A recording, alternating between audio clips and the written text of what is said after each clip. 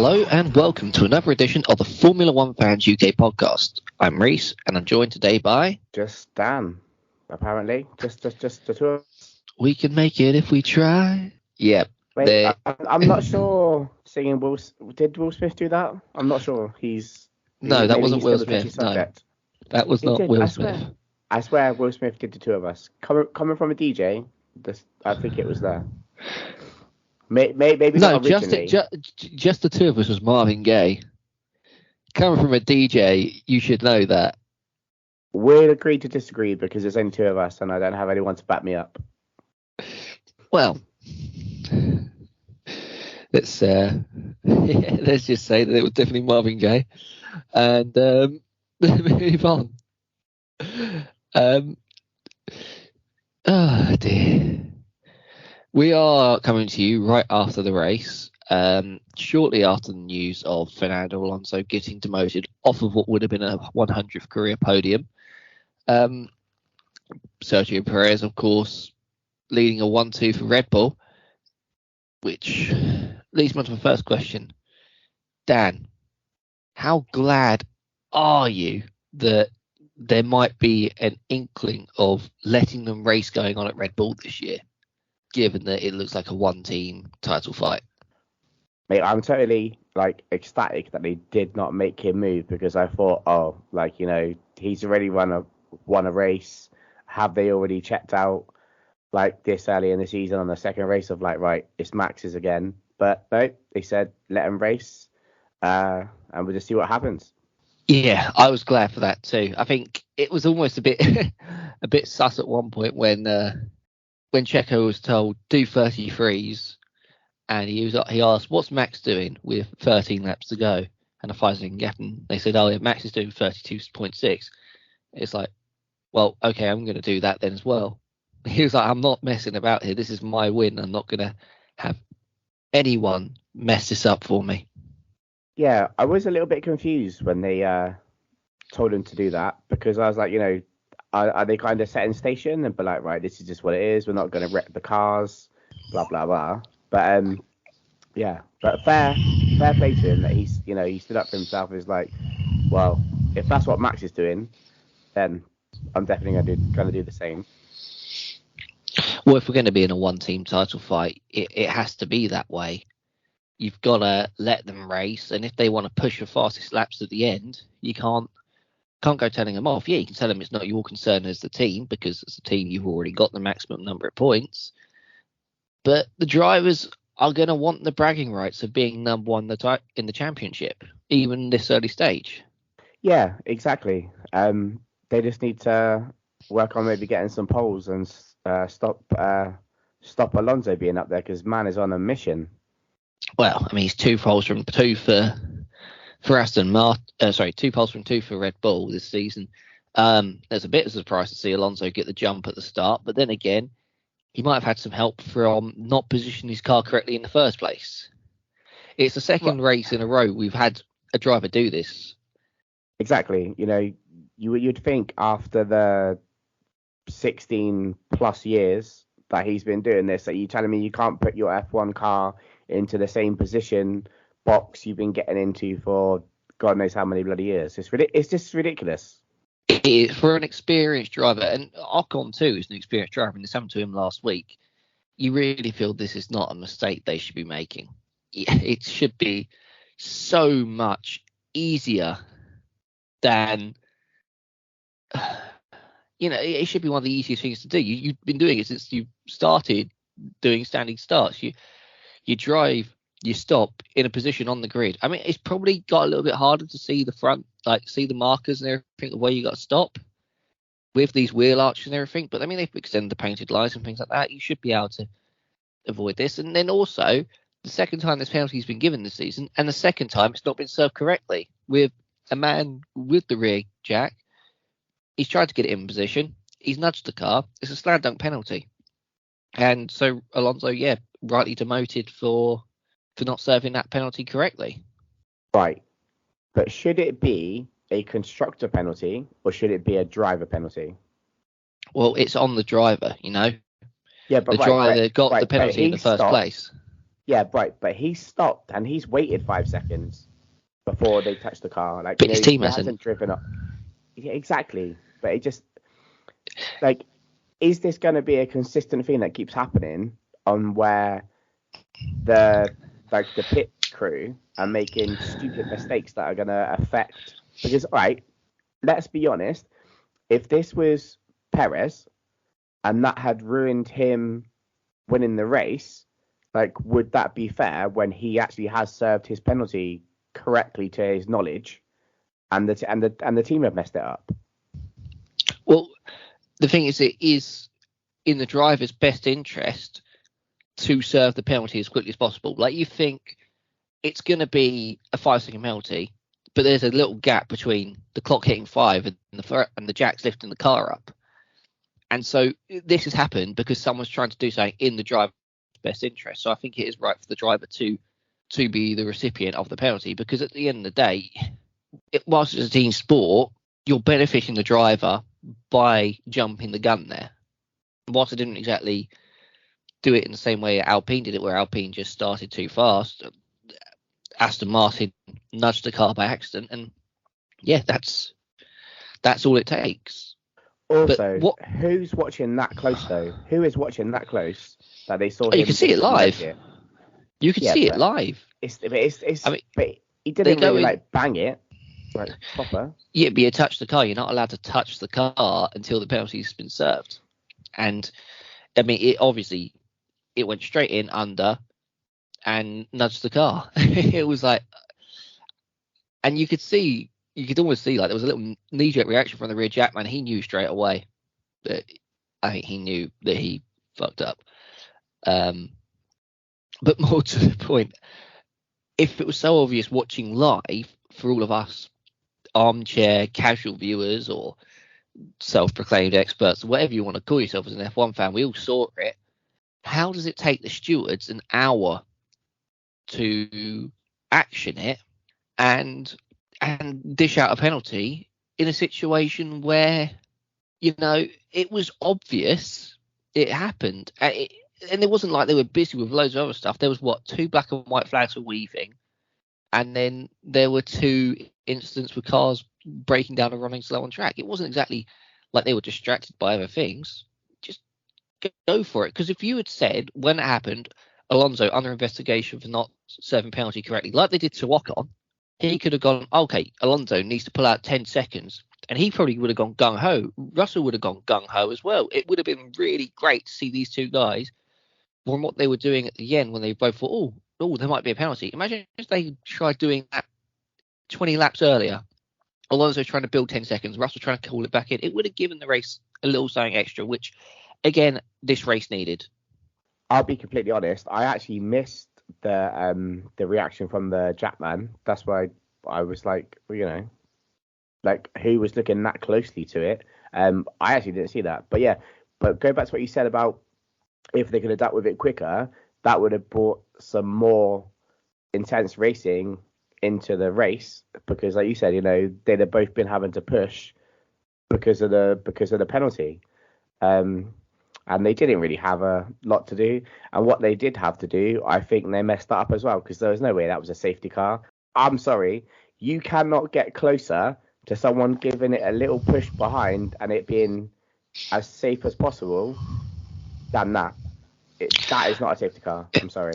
Yeah, at first I was like, oh, he's pulled over. Where's he pulled over? Couldn't see where he's pulled over. And they show you this big overhead shot. I'm like, you're going to have to be deliberately trying to drive into Lance Stroll's stricken car there to be able to hit it. Man was halfway to the pits, mate. Like, that's how safe he was. He was parked way off the track on the outside on a part of the corner where, like I say, if you're going to go off there, you've done something horrendously wrong or you've had a failure. It was completely out of the way, you know? It was... I couldn't believe... I can't believe what I'm watching sometimes with these stewards. This is the pinnacle of motorsport, and you've got people in there who can't look at a camera. Yeah, but I'm not being funny, right? In that steward office, you must have every single camera that we have. So that's 20 plus on Sky, and plus all of the other feeds as well, and probably ones that we don't have for technical reasons. Security cameras probably. Are you trying to tell me you can't you can't identify where this car is to the fact that you've got to put out a safety max car?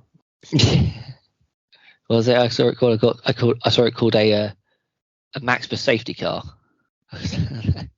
That's the one I was going for. It was. I mean, it really did benefit Max, but it benefited the Mercedes. It benefited Sainz, who hadn't pitted as well. The only person it didn't benefit was Charles Leclerc, because for the second race in a row, his engineers have failed to tell him something quick enough. He was told, push between the safety car lines, you're not timed, which he should have done, and he would have been fully within his right to do. But they told him too late. It's like,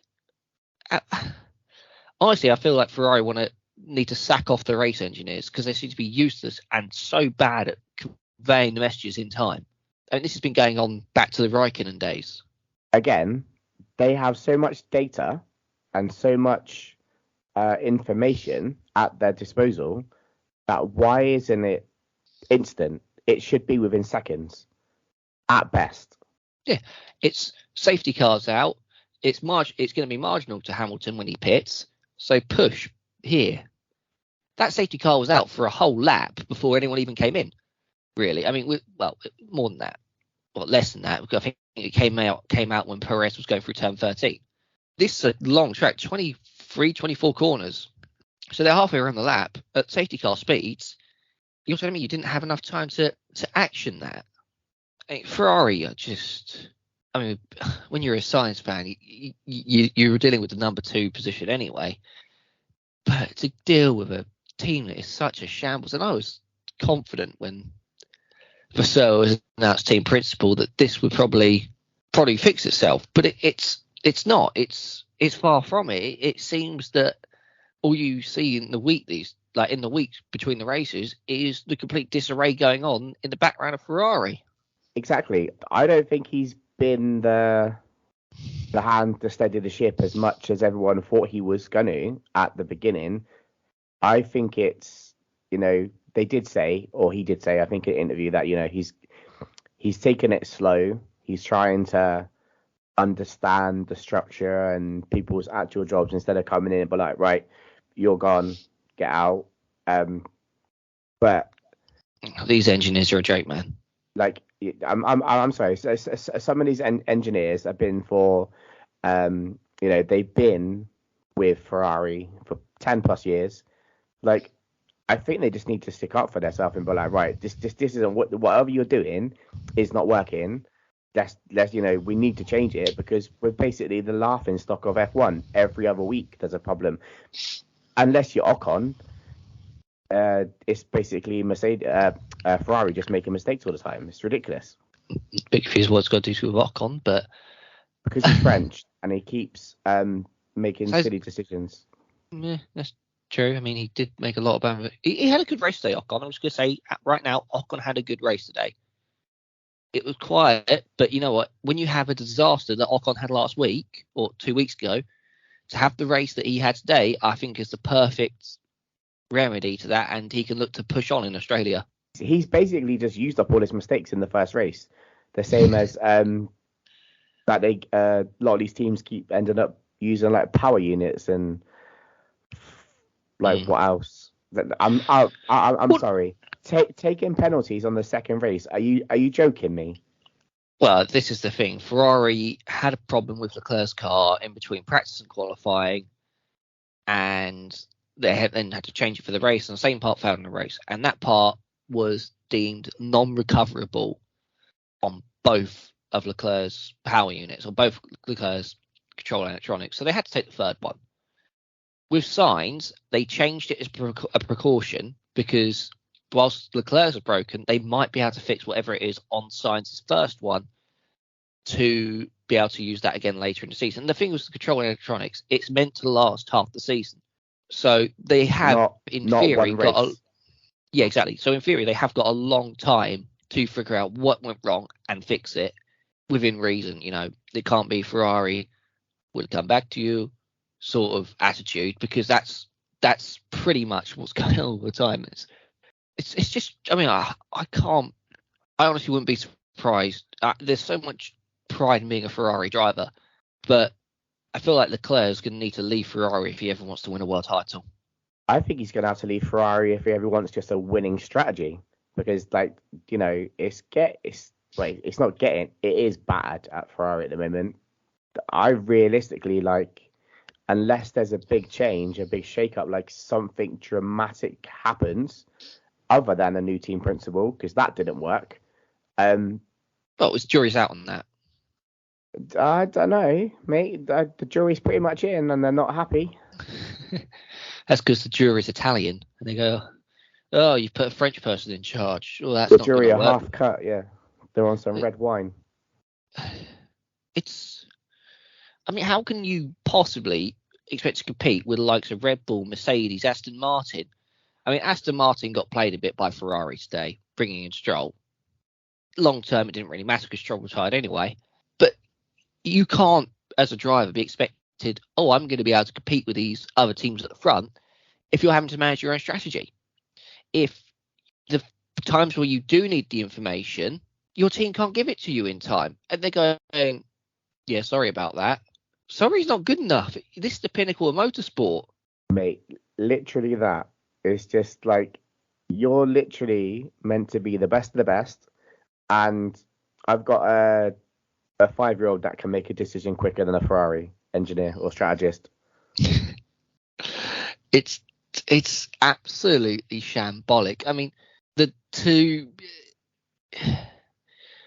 use the analogy, to use a football analogy, as we often do in this podcast, it's a bit like Howard Webb coming to you and apologising after a referee made the wrong decision in the Premier League. You don't care for the apology. You don't care. You want your penalty back. You want your goal back. You want your 3 points. You want your win. You don't want to be going, yeah, thanks, Howard. No, that makes everything all right now. Yeah, I lost, and it's all your guys' fault. But, and that's what Leclerc's having to deal with right now. It's a case of, oh, yeah, I didn't win. I wasn't competitive. And it's all your fault, not mine. Mate, to be fair, speaking of goals, there's 6 I would like back, actually. If it's up for discussion, maybe we could start a GoFundMe page and see if we can get that overturned, because that was shambolic as well. And let's just give a shout out for the shambolic coming back in the podcast as well. That's top notch. Well, I mean, whilst we're doing the football analogies, and as you're a Man United fan, Dan, I feel like we should I feel like we don't need to go anywhere near. No, it's all good. I'm going to be polite. I'm not going to say anything here whilst I drink my 7-Up. I'm going to. He's sticking his middle finger up at me on the screen. What I'm going to say, Dan, is McLaren today, they started in a brilliant position with Oscar Piastri getting into the top 10. Of course, Lando had an absolute nightmare in qualifying, but the having to pit and replace 2 front wings in 2 laps, that is the equivalent of doing what Fulham did today and getting 3 red cards in 40 seconds. You're ruining your own race because you can't keep yourself out of trouble at the very start. That's a very good analogy, and I'm happy for it to be not Manchester United related. But in regards to that first wing incident with Piastri, I'm sorry, he did everything in his power to stay out of a collision on that first lap, and I'm not being funny. Where was he expected to go? It's another move where it's stop and lose places or crash, sadly. Well, we had this with Perez and Leclerc last season. Same position, sort of the track, exact same corner. And you think, what is going to happen? Yeah, granted, backing out, you're going to lose a place or 2. But you lose a lot more places by damaging your front wing. He could have backed out, dropped down to 12th, and the pace in that McLaren was not bad today. Once again, this midfield is so tight that if he dropped back to 12th, the odds are he could have probably crawled back up and got a point. I mean, that McLaren, in my opinion, is faster than the Haas, is faster than the AlphaTauri, and is faster than the Alfa Romeo. They only had to beat those teams. I mean, it's Williams as well. down there as well. Yeah, but they're faster than those 4 teams. So with a DNF or 2, you really should be able to claim points. And that's where Magnussen in the Haas today did brilliant with that. He got the points, but a little bit of common sense of just hanging back. McLaren could have easily had double points today, I feel. Oh, 100%. But also, I feel because he's obviously not a rookie, but he's a new F1 driver, first year in, two races in. Do you want to bitch out that early and know that you could be forced out of places?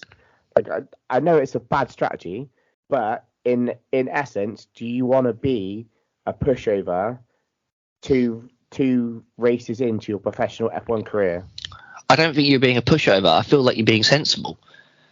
I feel like you're knowing, I'm going to have a crash here, backing out. You're going to show a level of maturity that's wise beyond your years.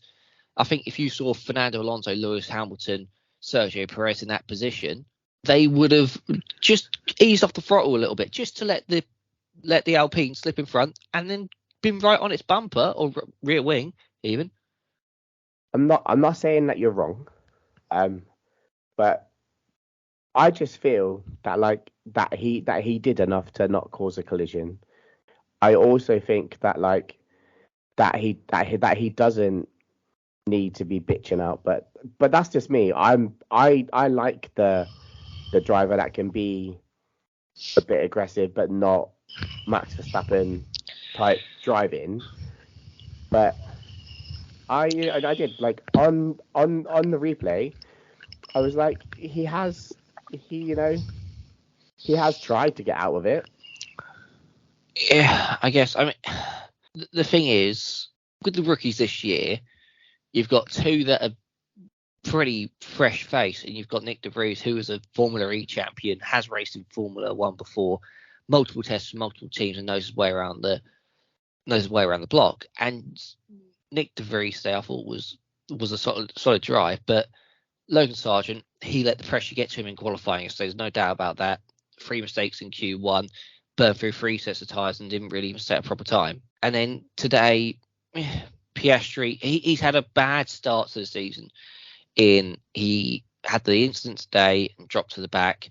He retired in the first race, and now next up is his home race, and the pressure's not going to be any lighter in your home race. Okay, it's not very often I say this. You've made some good points there, Reese. Maybe he does kind of need to settle down a bit. Maybe then be a little bit more cool-headed, other than not wanting to give up spaces. It is only his first year in, and we know there's that performance level that has to be met or expected of.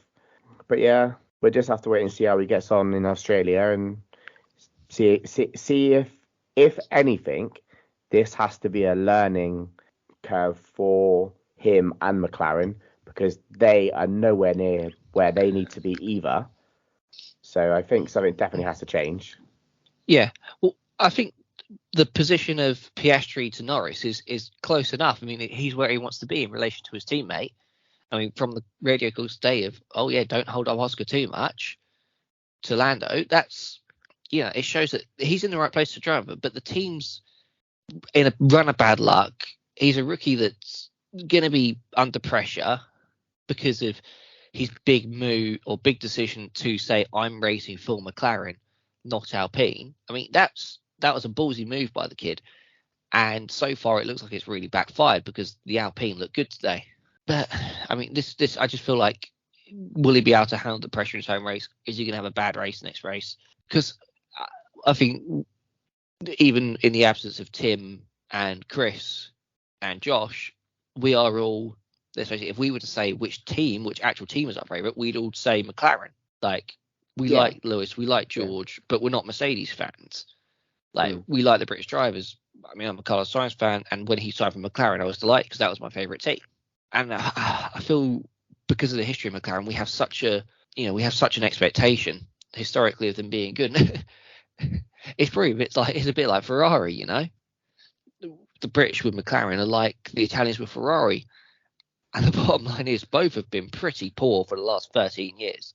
You say that, but McLaren did look like they made, like, a start in going the right direction. And then this season, it's just completely ruined again. I don't get how you can show so much promise. I know the rule regulation changes and all that sort of stuff, technical changes and stuff. It was big, but how can you go from being everyone hyped about you to absolute shit? I'm laughing because I have just realised this is what it's like to be a Ferrari fan when you like McLaren. It's uncanny. Oh, that's rough. Oh, mate, let's not make McLaren fans feel as bad as Ferrari fans do. Okay? We are McLaren fans. No, but just like all of them.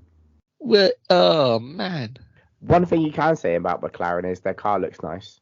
So, and we tend to see a lot of it on camera. Maybe that's the strategy. When you've got to do 17 pit stops, you get on TV a lot. Advertising. I mean, at the start of the year on the podcast, we said about all the importance of not having paint in your car so you could get the weight, keep the weight down and all that stuff. And we were saying about McLaren, their 190 gram advertising boards.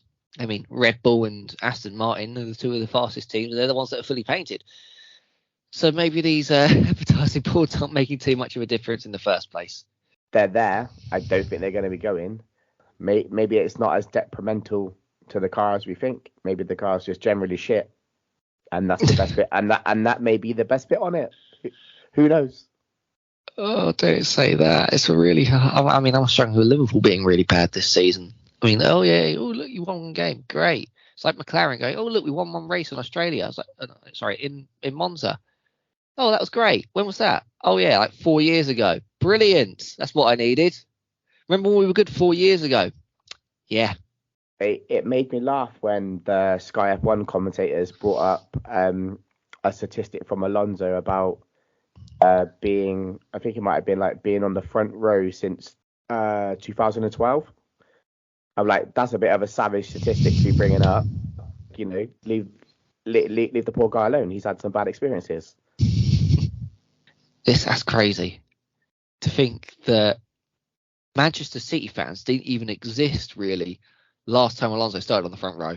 Can we not anger City fans? Because I feel like I feel like I've annoyed enough people. I don't need to keep an eye out while in Manchester. It's bad enough I support a rival team. Mate, I'm gonna be honest. I don't need the smoke, Reese. Don't worry, you live far down south. You're only going to be surrounded by Man United fans. Mate, what is it with you? Seriously, right? If we're gonna make jokes, okay, let's make the joke of the fact that you beat Manchester United 7-0, and then you go and get beat 1-0 by who? Who was it next week? Can you just tell us? And Real Madrid. Yeah, mate, it's tragic. Yeah. It's bad. I mean, it is. But the thing is, though, it's a very good comparison. It's like, oh yeah, hey, look, we beat Man. It's like McLaren going, or Zach Brown going, oh yeah, look, we won a race 2-3 years ago. Great, Zach. What have you done since then? Put advertising boards on my car.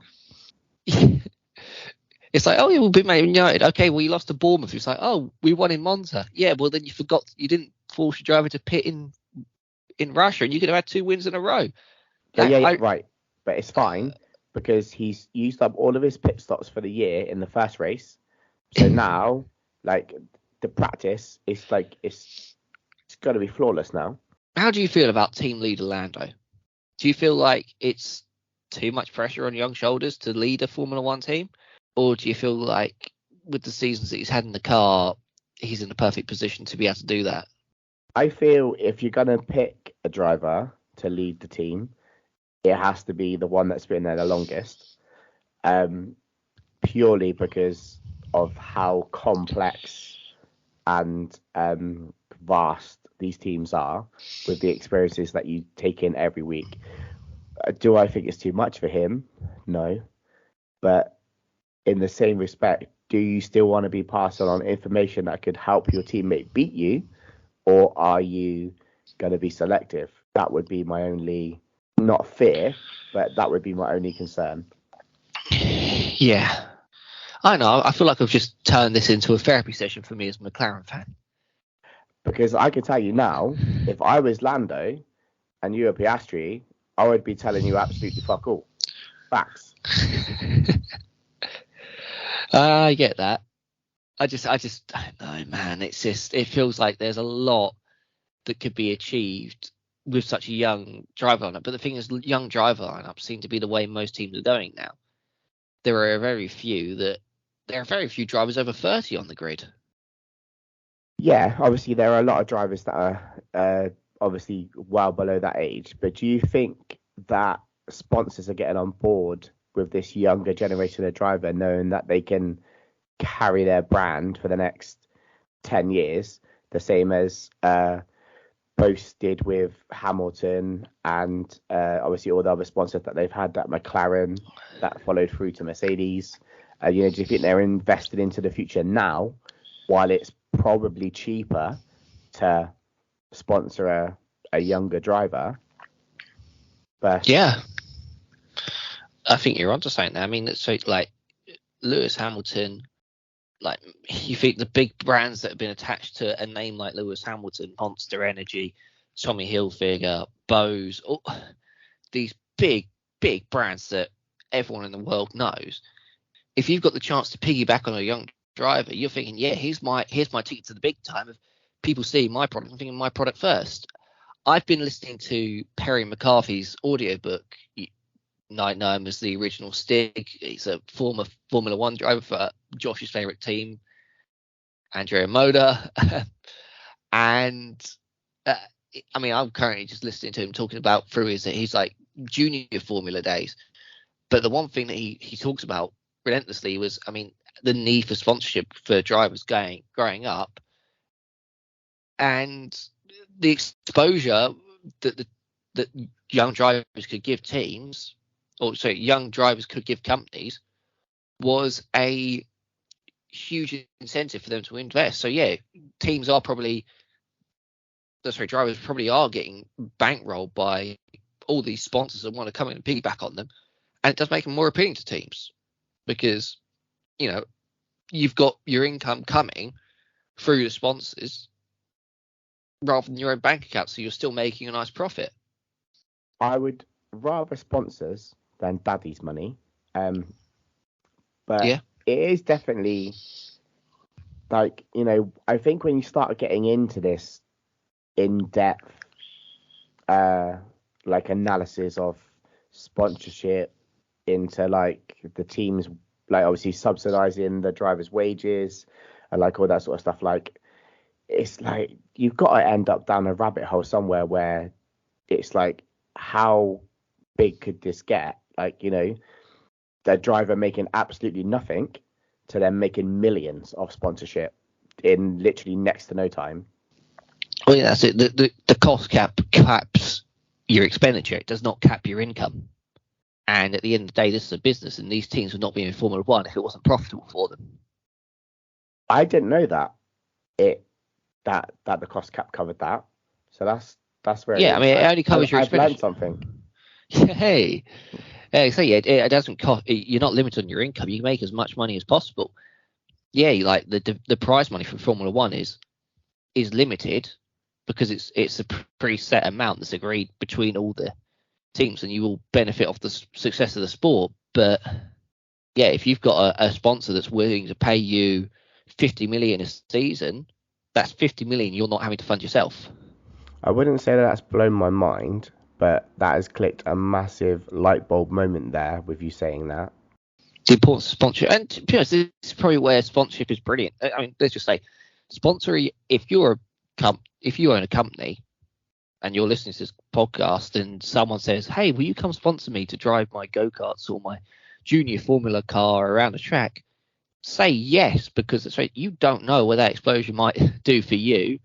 You know that driver's probably going to be grateful for the opportunities that they gave you throughout their career. I mean, using Perry McCarthy as an example, he still mentions some of the companies that sponsored him at a young age. I won't say because they don't sponsor us.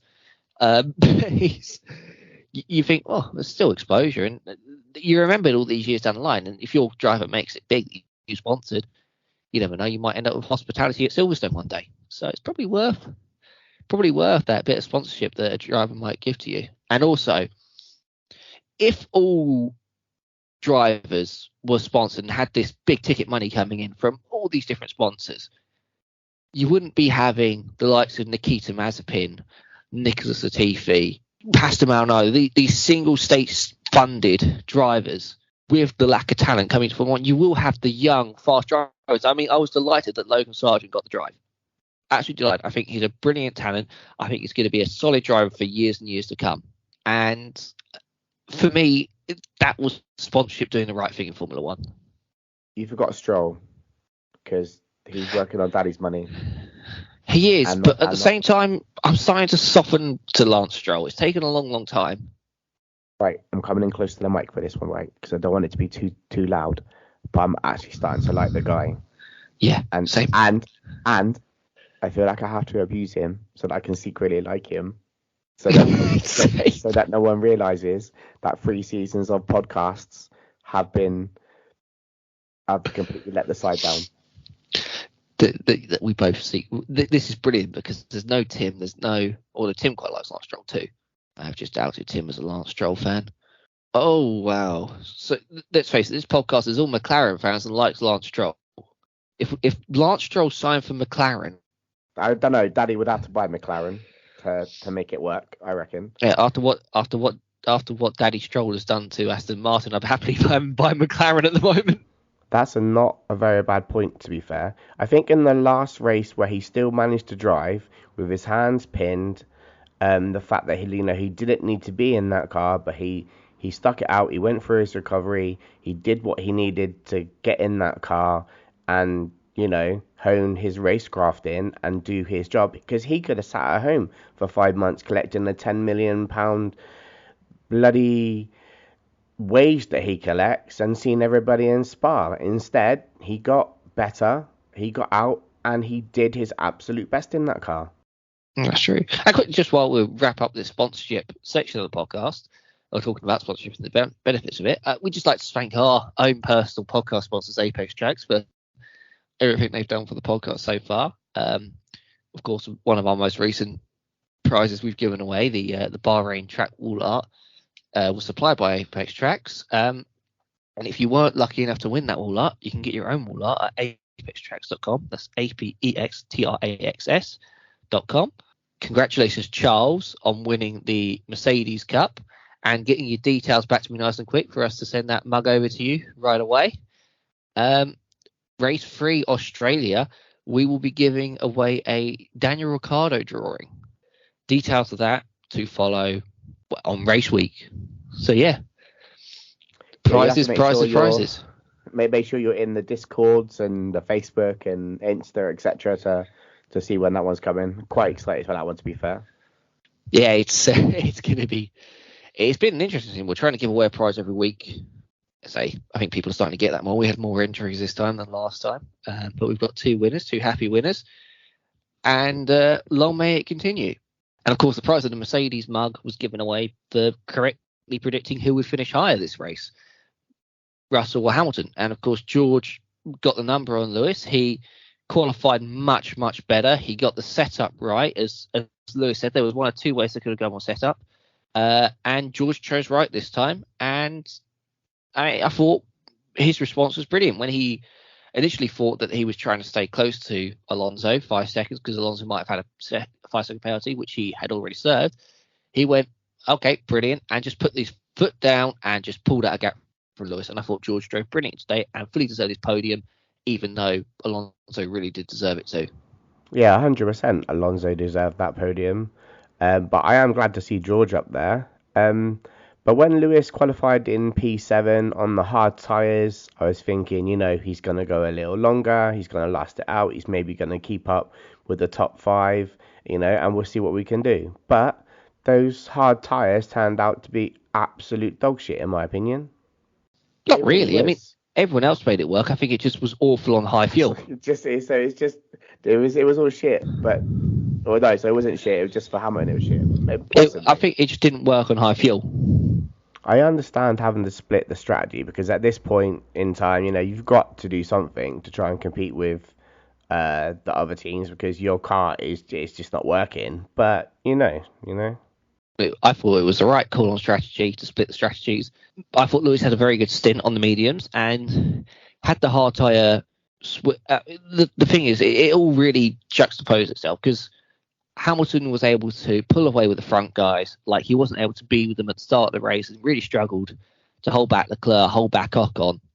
This time on the medium tyre, he was able to hold them back from the restart, and Sainz too. All to do a tyre warm up, really. The hard tyre was really poor at warming up, but was a good tyre once you got it going. But the medium tyre, it warmed up faster and it had its benefits from the start.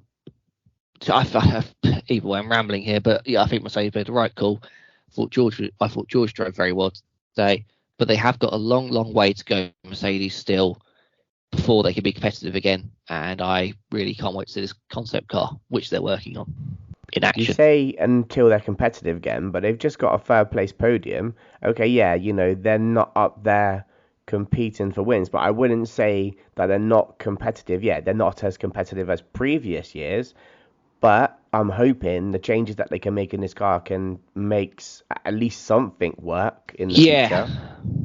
But if you're Mercedes with, 7 drivers' championships and 8 constructors' championships in the last 9 years, you've got to have your expectations set higher than snagging a podium here and there. Yeah, I totally agree with that statement, mate. And I think when Toto's coming out and saying, we've done something wrong, the car is not where it needs to be or where we thought it was going to be, you need to do something, and it needs to be very quick. Well, with that, I'll ask you one final question to wrap it up, and that is, what are your thoughts on Toto Wolff saying Lewis Hamilton could look elsewhere in a year or two's time, should they not be able to deliver a competitive car that can win him a championship? I just genuinely think that he wants one more championship. He wants that 8th. Realistically, there's nowhere for him to go that's going to make him more competitive. He can't go to Red Bull. The thought of him and Max together is very unsettling. I think he just needs to hold station where he is, put the work in, fix that car, and Mercedes do what Mercedes do and go back to winning. Yeah, I agree. Mercedes, they figure it out. He's got no reason to leave Hamilton, but I just don't see where there's actually a seat for him should he want to land in a race-winning car, unless Aston Martin really does switch it up and Alonso retires. I can't think of anywhere else Hamilton would go. But if you're thinking at Aston Martin as a business, do you need to pay Lewis Hamilton £30 million to come and drive your race car when Alonso and Stroll are doing way better for much less? From a business point of view, are you going to waste that money? I really don't think that you're going to waste that money when you can, have Alonso and Stroll for a fraction of the price, and they're getting that car up there. Well, no, I only say when Alonso retires. That's the only place. I say if Alonso retired in 2 years' time, Mercedes still hadn't put together a competitive car, I would not be surprised if Hamilton went to Aston Martin. But then he'll just be teammates with Alonso in 2 years' No, because Alonso's retired.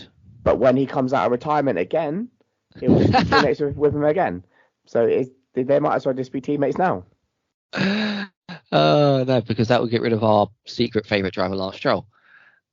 Yes, and also I don't like how they were last time they were in a team together. McLaren.